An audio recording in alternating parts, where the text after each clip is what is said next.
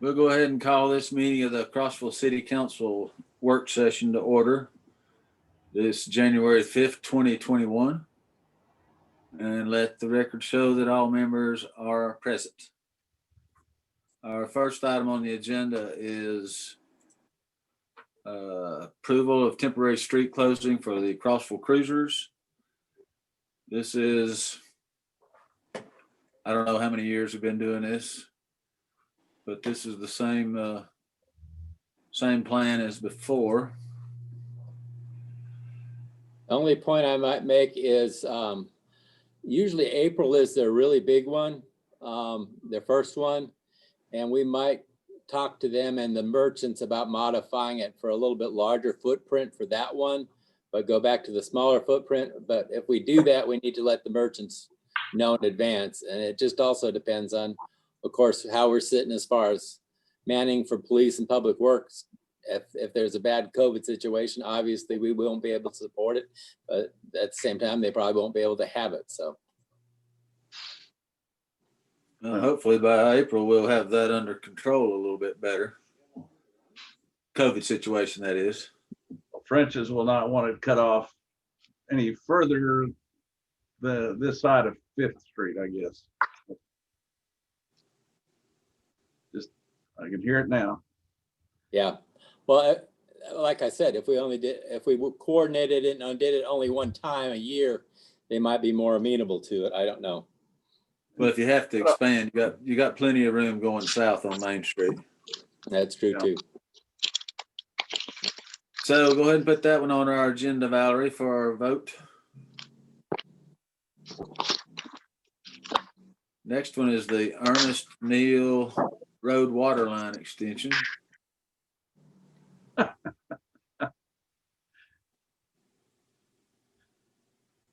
I think the planning commission's already approved that one. Rob, were you at that meeting? Yep, that's fine. Okay. As long as Tim likes it. That was it. Behind the experiment station. It's pretty cut and dried. Just a 2-inch line, like Gabe. We don't see any issues with the extension.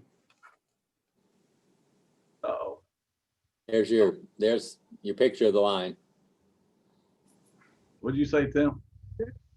We don't foresee any issues with the installation or the maintaining the line once it's installed. Any other questions? Nope.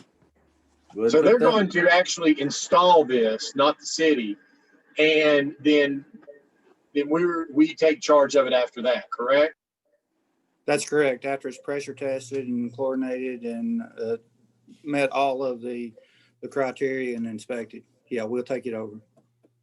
And we do inspect during construction, right? Yes, we make sure that that they use the correct materials and make sure that it's backfilled correctly. Backfilled correctly is one of the big issues that we have problems with. In other words, rocks. Yeah. Any other questions? All right, go ahead and put that one on our agenda.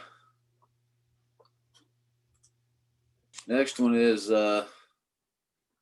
application for reimbursement, some COVID funding.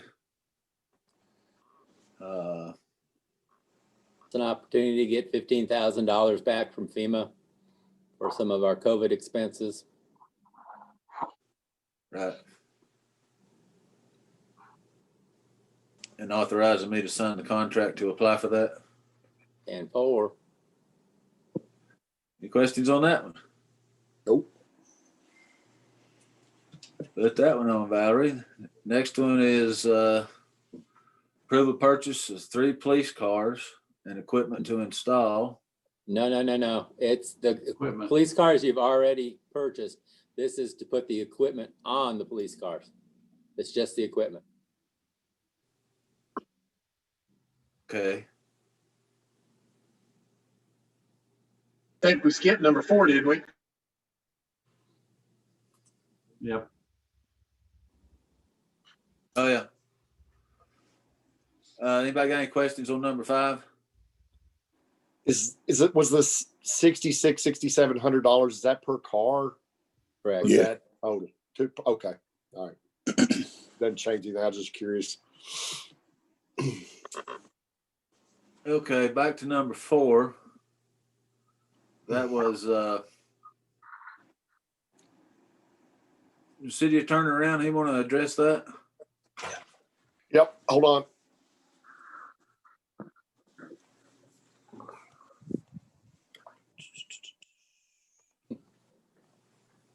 So this is the forgiveness of personal property taxes from the years 2005 through 2015. These are properties that the clerk and master came to me about that were uncollectible and stagnant. She's researched the list of businesses that are no longer in business and no longer own property. We can't track them down, and there's not a great way to collect them. So the clerk and master has recommended that we forgive these and get them off the books. I've also asked some of the city staff. Melina has taken a second look at these businesses to ensure that we've not missed somebody, because we do not want to forgive personal property taxes for businesses that are currently operating and just willfully not paying. These are people that are out of business and no longer around. So asking your permission to ask the judge to forgive these. So what judge has to forgive? Chancellor Thurman. It goes in the Chancery Court. Oh. Okay. And they're already in Chancery Court. Essentially, I would just submit an order,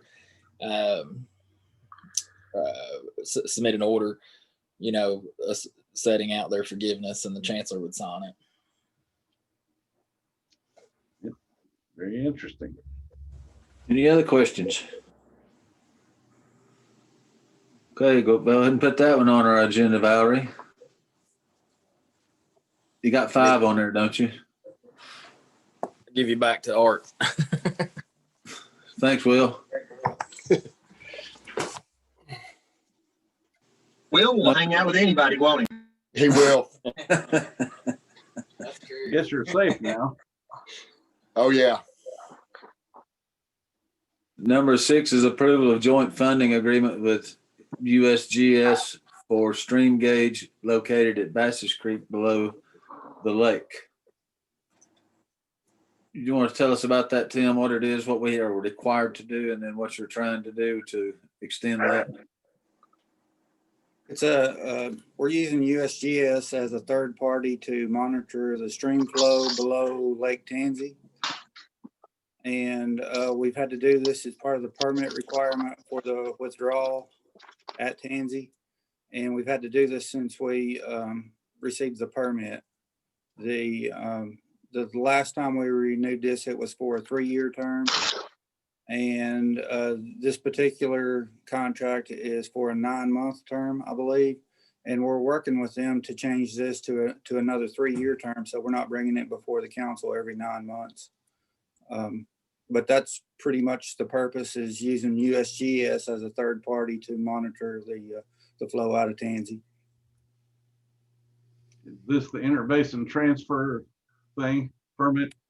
No, this is actually the water that we pump out is part of the interbasin transfer permit. But this is part of the 26A permit with the TVA for the withdrawal of the water. And generally, they make you study the flow leaving the lake before they ever give you a permit. But we actually received an exception, and now we have to monitor the flow leaving the lake. They could have stopped the water harvest project as much as 5 years for us to measure the flow. And instead, they felt like the amount of water that we were taking out would be de minimis compared to the environment there. So they went ahead and issued the permit, but as part of the permit, we have to monitor the flow leaving the lake. Any other questions? Thank you. Put that one on there, Valerie. I think we're on number 7, which is the Highway 127 North utility relocation. And And looking this is through this, I don't know, 100 page document, whatever it is. Bottom line, it's to get That's what I'm looking for. TDOT to pay for most of the utility changes or the relocation due to the highway. Anything, Tim, correct me if I'm wrong, we have to pay for any upgrades, but relocation is on them. Did I get that right, Tim? Yeah, with this contract actually states that we don't pay for anything but the inspection. The TDOT's covering everything. The only thing that might possibly be upgraded is some places we're running a dual line along the road, and TDOT's agreed to cover that also. Well, we So- did good. Even at 10 inches or whatever it is, 12 maybe. I think all of this is a 6-inch line. I'm fairly certain that all of this portion of the project 6-inch line. This is the 2 middle phases. It'll go from these 2 phases actually start at around Potato Farm Road and extend almost up to the county line. There's another project that barely comes into Cumberland County that'll occur before these 2. And this is north of our tank that we're building, right? Yes, that's correct. It's north of the new tank. Okay. Any more questions on that one?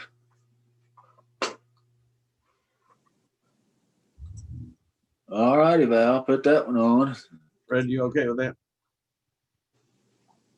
Okay, good. If you can read lips, he said yes. All right.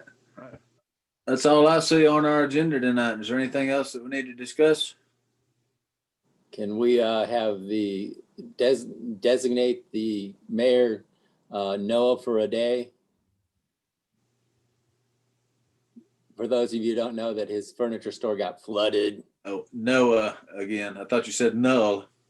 No, Noah. What happened? The fill line to one of the toilets in the bathroom actually broke. And I think it probably broke about 5 minutes after we closed New Year's Eve. This is at the Peavine store. Oh, And when they walked in there Monday morning at 9 o'clock, there's about 3 inches of water through the whole thing. The back lot was flooded. So it's been a rather active couple of days. Innovation Restoration has got out there fairly quick, started the evacuation of the water and the dehumidifiers and the fans and all that stuff. And they ripped up the laminate flooring, which is more commonly known as floating floor. And I will attest that it does float.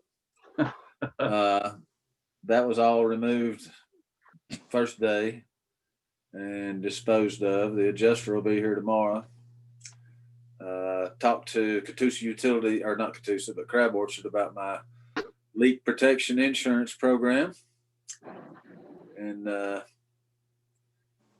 we been relocating, had 2 guys in a truck running for a day and a half, about a mile down the road towards Peavine in a vacant building that's been for sale, and just drying up, cleaning up, and dealing with it. So that's the Noah joke coming in there. So basically, it's be kind to your mayor day. He's had a rough couple of days. Yeah. yeah. But it'll be all right. I still got some good insurance that hasn't been canceled on me yet, Art. in 2020 like, with a blast. Yeah. Yeah. And somebody said, well, these things come in threes. It's funny that November the 27th, I bought a new delivery truck. December, probably the 27th, somebody decided that they wanted to steal the catalytic converters off of it. So that was interesting ordeal there. So there was one, and then the flood is two, and I'm like, oh, I can't wait to see what three is going to be if all these disasters come in threes. But I think the flood will go ahead and count for two anyhow. So I think we're okay. That's all I got. Anybody else? Nothing for me. Y'all take care. Thank you. Do the same. Welcome Happy back, New Year. Chief. Meeting See y'all. adjourned. Thank y'all.